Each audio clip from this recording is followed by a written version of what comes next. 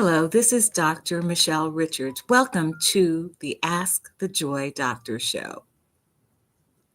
The Joy Doctor show is a question and answer program that runs live every Wednesday at 5 p.m. Central Standard Time.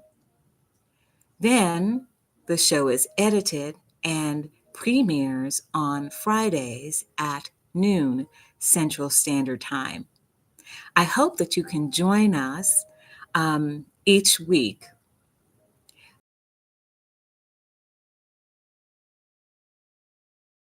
This week, we're going to be talking about beyond Valentine's Day.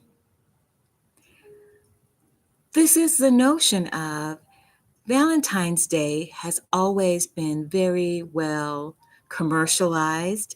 It's gotten a wide and big reputation where it's about spending time with the one you love, especially a romantic partner.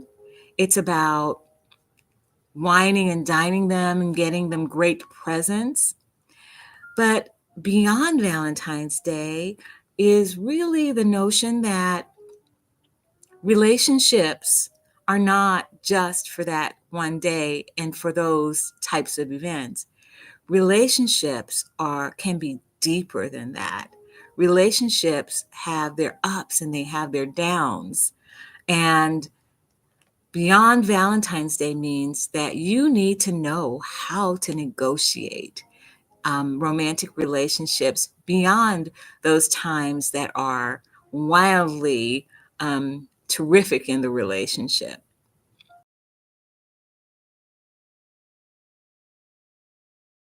So the first question that I'm going to answer is, how do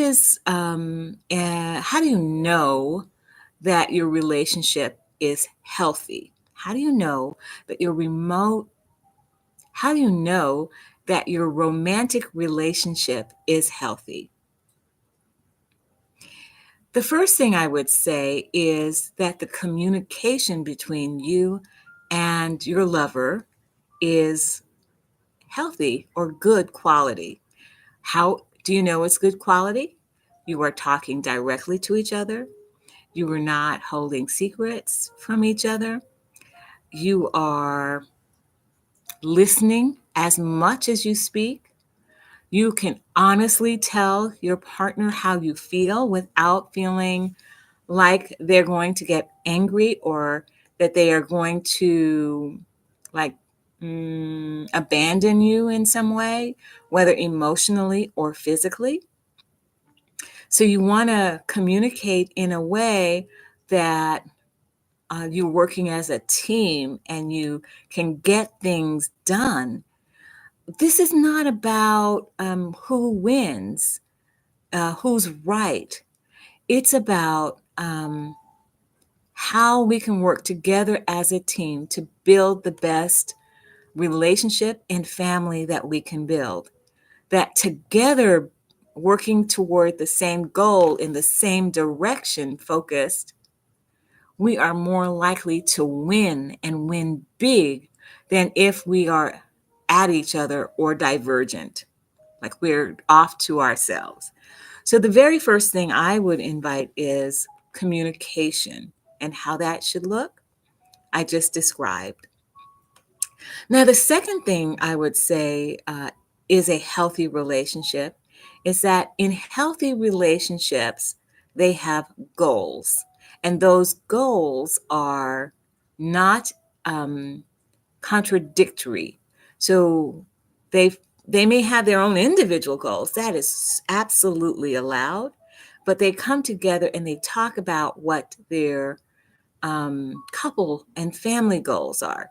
For example, you can have the individual goal of losing weight or getting a particular job or promotion, but you should also have family goals about maybe we want to travel. We value travel more than we value eating out. We value Christian principles more than we do secular.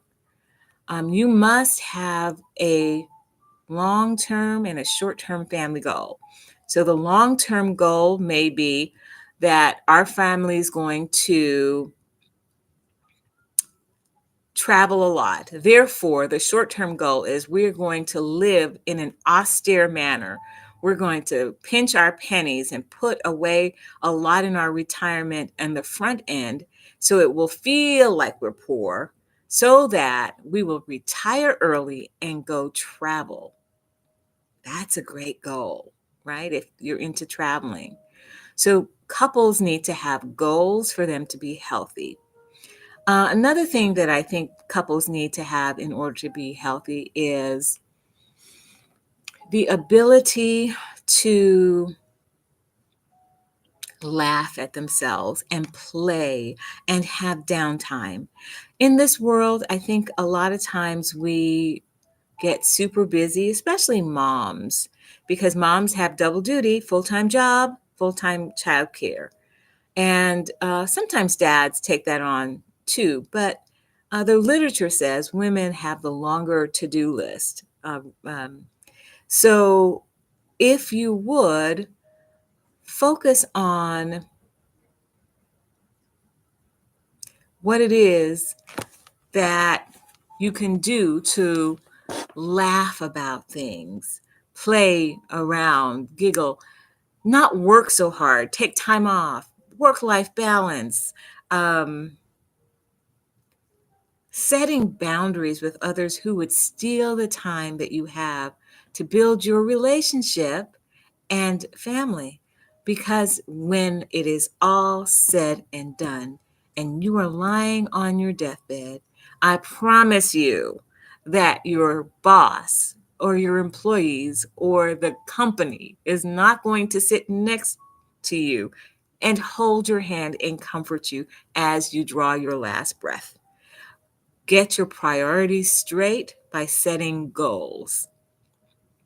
Um, the so the final thing I would say is very important for healthy relationships is that they are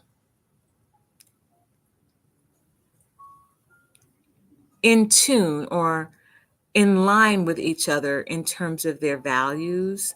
So we talked about goals, but I'm talking about values, the things that may be hard to negotiate. It's good if you are homogeneous on that, because then there's less friction. I said the last one, but I'm going to say one last one. I think money is a big issue that kind of eclipses all of the things I said.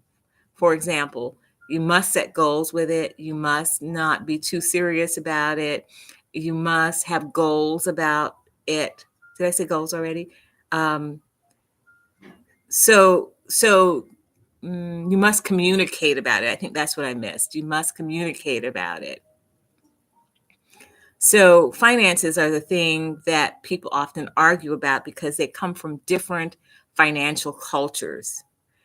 What I mean by that is each family has a culture, the wife's family, the husband's, or the woman or man, or whatever the constellation is.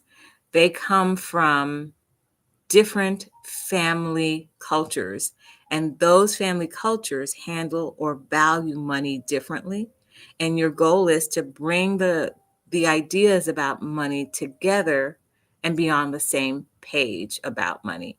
And if you really can't find a way to do that, then a really good tip is find a expert or resource that you really value, and before anything is read or said or done, decide we're going to use this standard, this book, this guru's ideas to do our finances, rather than spending all the energy still arguing and not getting anywhere about how you will do finances.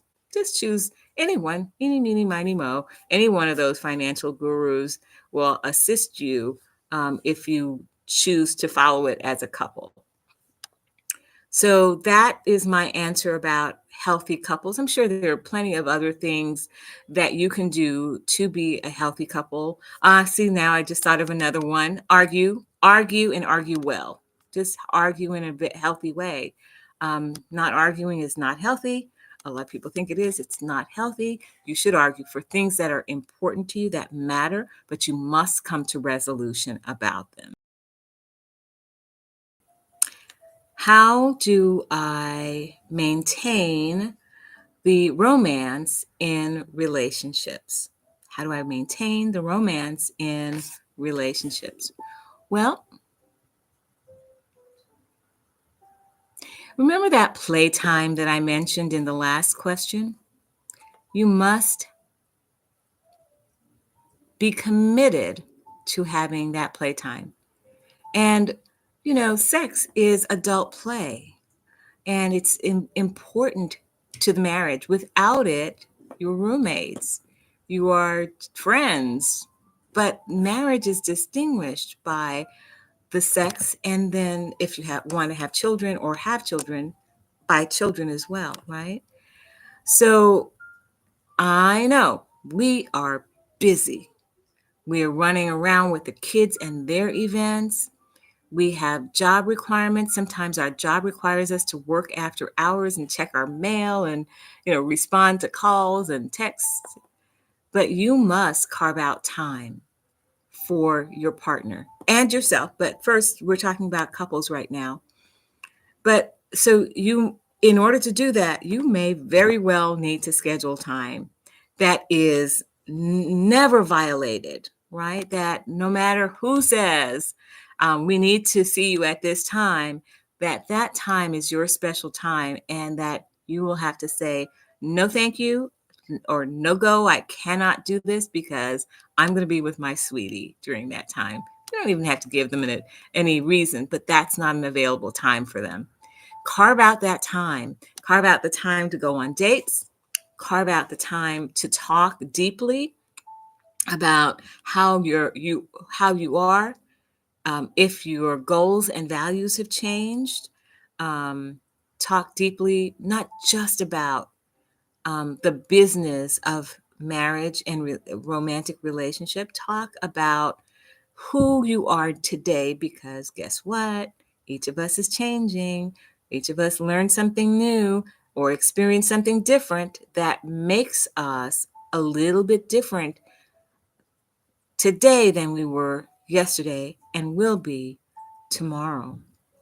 So yeah, go ahead and have that date night. I think date nights, movies are fine. Doing something fun and energizing is excellent for you, but also have times set aside for date where you can really see each other, get to know each other, understand each other's heart and soul.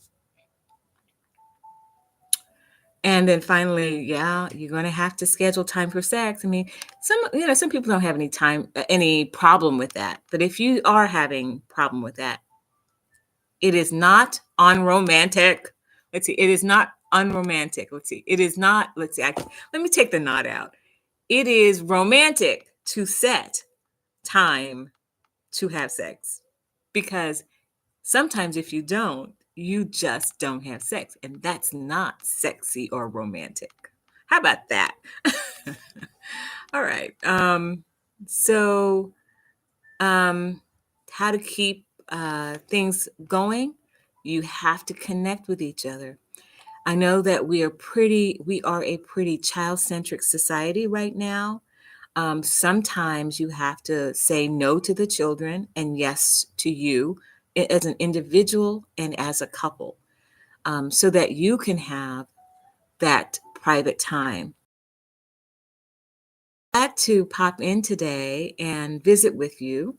If you are interested in doing any work, like personal work on this, and you need some support, feel free to give me a call, or my number is 972-906-5607, or you can